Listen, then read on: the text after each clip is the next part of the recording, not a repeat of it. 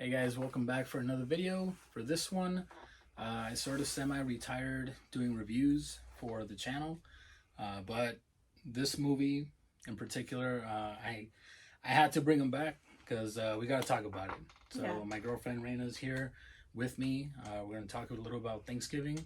You want to start off? It was her first time watching it recently, my second viewing. What did you think? I thought it was really, really good.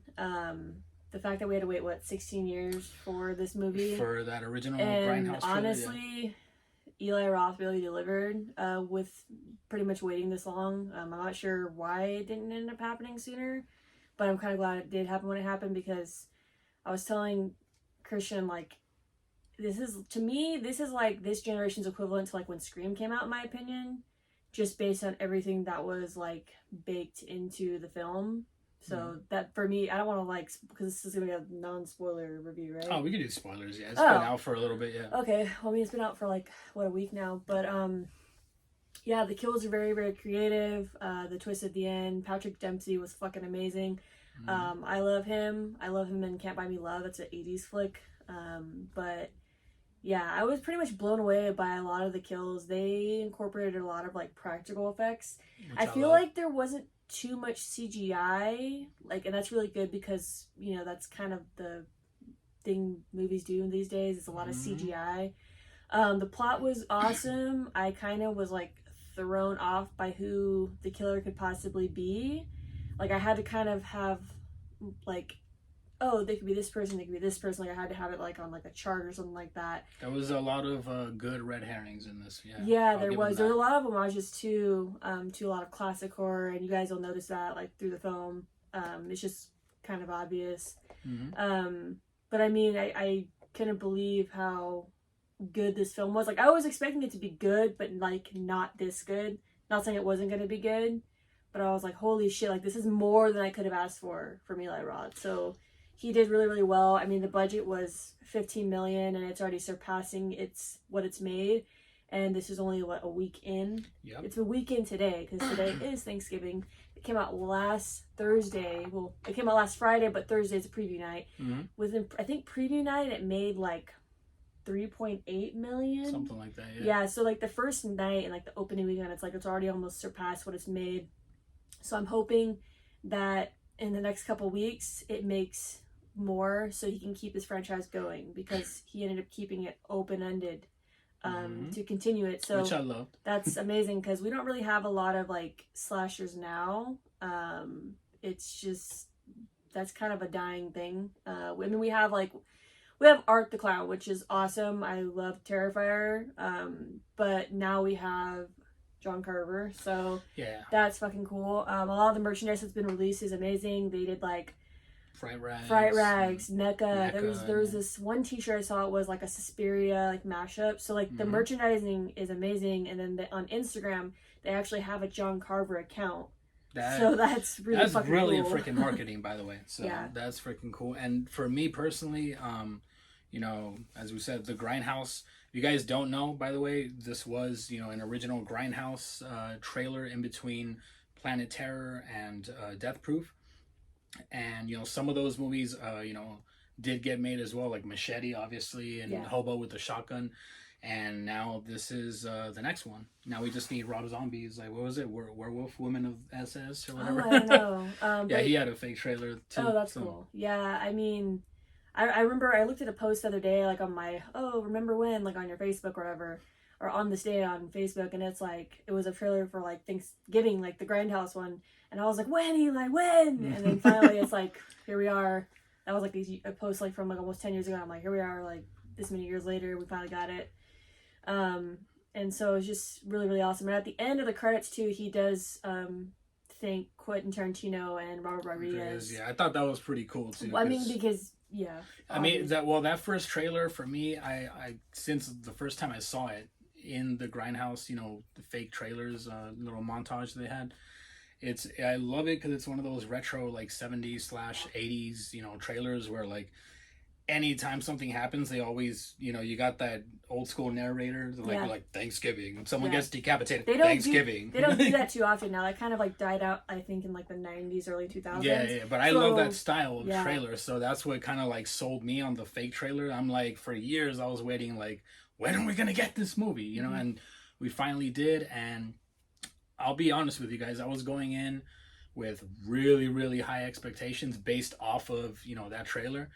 And if you guys have seen the movie, there's certain scenes in that original Grindhouse trailer that do translate, that do fly over to this one, the official movie. But there were some that were left out, which I was a little disappointed, or some that were altered. Yeah. Which, I guess I would do, like, leave those spoilers. You guys can watch the movie and make your minds for yourselves. Yeah. But for the most part, I loved the homages. There's plenty of old school homages to like Halloween, Nightmare on Elm Street, Scream. I freaking loved it. Texas Chainsaw Massacre homage. For sure. You guys don't know it when you see it. It's freaking loved it. It was everything I was expecting it to be and more. It was a old school retro slasher flick with Eli Roth sprinkled like over it. You got the gore, you got the comedy, you got like, I freaking loved it. Pretty much delivered like all slashers in a blender and like served it up. So it's just and now we have a potential new iconic slasher villain, because I do love the character. I love that. Honestly, I was hoping it was Patrick Dempsey's character in the movie, which I'm so glad I was right. I was like, oh, please, if it's one of the kids, I was gonna get so pissed, because I was like, no. Yeah, I didn't pinpoint it possibly could have been Patrick Dempsey until towards the end. Yeah. Because my mind was set that it was. I mean, they give you the notion of like, oh, it's either the boyfriend. Right. But that's, that would have been super cliche. And then I thought it was gonna be the nerdy kid that writes the papers. I thought it was gonna be the one jock dude the other guy got in a fight with from the other school. From the other school. So Hanover. Or I also thought it was gonna be the husbands whose wife was killed in the Black Friday that massacre thing. That's a valid motive. Yeah. So I was like, okay, it could possibly be him, but then they're like, bam, Patrick Dempsey. Me personally, because I do like Patrick Dempsey, I think he in Scream 3, he has that tough guy like persona. So I was like, I could definitely see him as a crazy, like, psychotic character. So, and then they pulled the trigger on it. And I freaking loved it, because if you guys pay attention, like looking back at the movie, they really do give it away for you. Like, they give him away as the killer. There's so many things. They do. Like, he cooks, he bakes, and the killer John Carter. Oh, yeah, you right. See what I mean? Yeah, like I didn't put that together actually. Yeah, because he said at the beginning, he's like, he bakes like a pumpkin pie. He's like, I can get around the kitchen or whatever, even though I'm single or whatever. And then so if you guys, it's just like his character himself says, it's in the little details, and I think Eli Roth kind of broke the fourth wall a little bit on that. Pretty much pulled a Randy. He pulled a Randy basically. He was laying out all the rules. Yeah. And there's a part in the film where he's like, I couldn't do this without you or whatever. Mm-hmm. And I was kind of like weirded out when he said that, and I was like, oh, it's him. I was like, no, it can't be. And then like the twist. And then the lead character, the actress has like a Saw freaking dun dun dun dun, dun putting all the pieces together in their head, and it's like, okay, it makes sense that it would be him, and then we get the motive, almost like a Scream, type reveal. So I thought that was pretty cool. Like I said, there's plenty of homages in this. The freaking character is great. The the visuals with the mask and the pilgrim. Gore. The gore was top notch. I love the fact that it was all practical. I have never, ever had the reactions I had from like seeing kills on screen. Like I was literally like, like there were times where I was like, holy shit! Like there were so many F-bomb drops. There's so many times I was like, oh shit! Like I couldn't even like tell you how many times I did that, because I did it almost through the whole fucking movie. And see, but that's how you know you loved a great slasher movie, because of those reactions. Those are the exact reactions the filmmakers want you to have. And I had a freaking blast. It was my second time watching it. It was her first time, and I'm pretty sure you're gonna want to watch it a second time. Yeah, I want to see it again. Like, I think that Eli Roth, man, like for me personally as an independent filmmaker, like he's a huge deal. I mean, everything from Cabin Fever up till Thanksgiving, like he's just always loved horror, and he's incorporated his passion into his films. And that's what I love about him. And he also incorporates a lot of old school horror that he was into, and I do that a lot with things that I like to like write and make.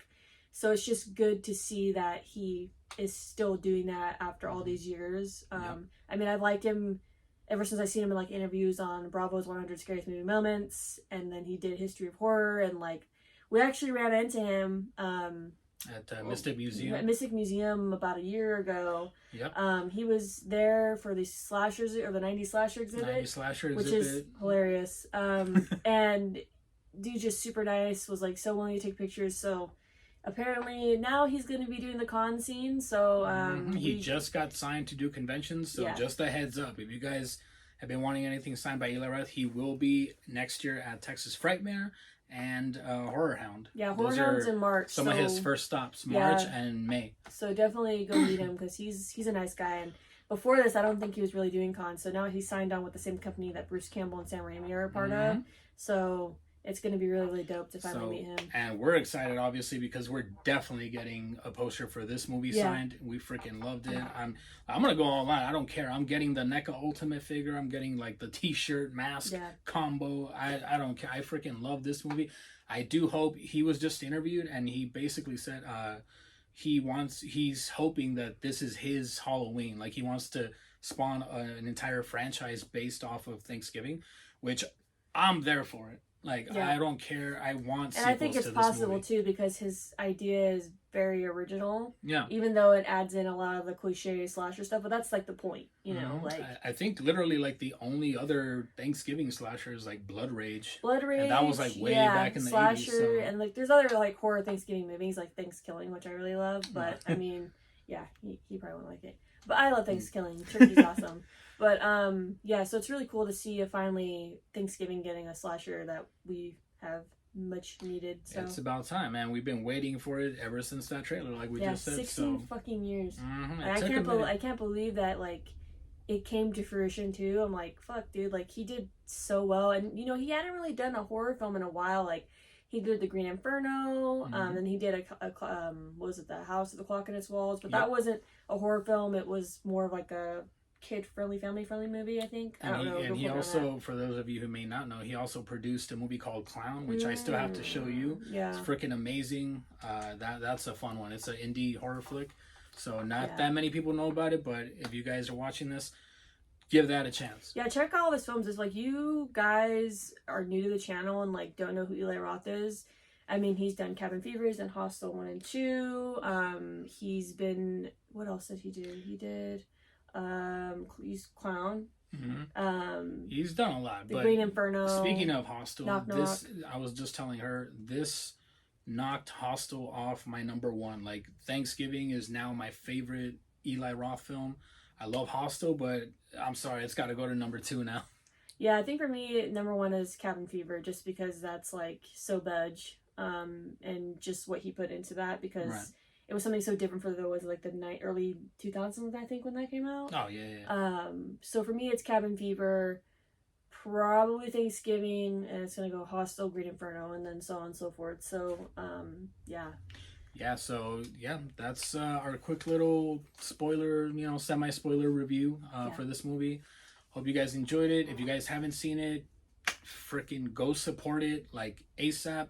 Buy some merchandise, if you guys enjoy the film, obviously, but support the movie. Go see it in theaters. Yes. Don't wait for it to go on streaming, because like, I know this day and age, like, it's all about streaming, but really physical media is dying off. Like, you guys heard, probably Best Buy will no longer be selling physical media. Like, I don't even think online anymore. So like, it's deteriorating. So like, all these companies like Severin and like Vinegar Syndrome and like Shout, like, we need to support these people, because I really don't want physical media to fizzle out. I mean, I still collect tapes, like we still collect all that kind of stuff. I still have all my VHS. I literally have almost every form of media except for like reels.